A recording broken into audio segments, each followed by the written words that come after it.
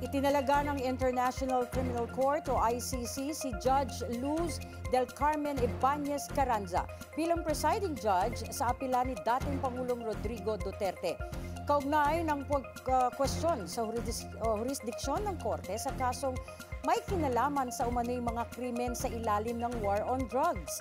Batay sa dokumentong inilabas ng ICC Appeals Chamber noong October 29, 2025, formal nang itinalaga si Ibanez Carranza isang batikang hukom mula Peru na kilala sa kanyang karanasan sa pag-usig ng mga human rights violations at crimes against humanity.